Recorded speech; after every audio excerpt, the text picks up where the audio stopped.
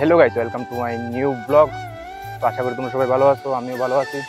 তো এখন আমি চলে এসেছি আমাদের ত্রিপুরা রাজ্যের এমবিবি ক্রিকেট স্টেডিয়ামে। আমি ক্রিকেট স্টেডিয়ামের বাইরে আছি, এখন ভিতরে যাব। তো চলো তোমাদের আজকে স্টেডিয়ামটা দেখাবো। এবং আজকে খেলা হচ্ছে ত্রিপুরা বনাম বেঙ্গল, মানে কলকাতা। তো কলকাতা টিম থেকে কে কে এসেছে তো আজকে দেখাবো তোমাদেরকে। চলো যাওয়া যাক ভিতরে।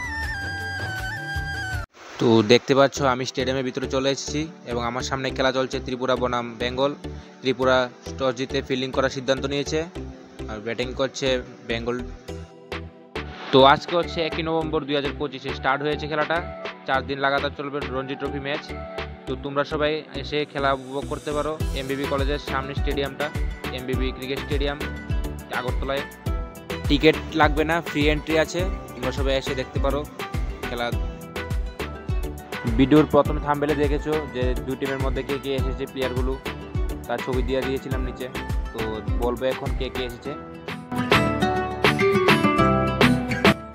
এই যে আমার সামনে দেখতে পাচ্ছ মোহাম্মদ শামি, ইন্ডিয়ান বোলার, ইন্ডিয়া টিমের একটি বিখ্যাত বোলার মোহাম্মদ শামি।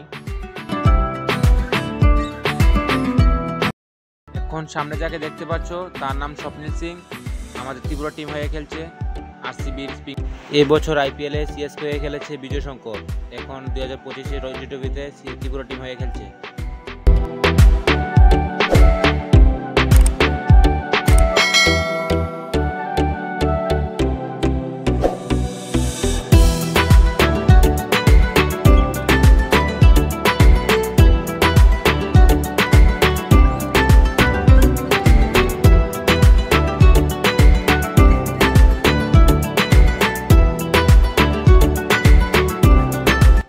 আগরতলা স্টেডিয়ামে ডোমেস্টিক ম্যাচগুলো খেলা হয়, যেমন রঞ্জি ট্রফি, তারপর আন্ডার-19, আন্ডার-15 এগুলো খেলা হয়।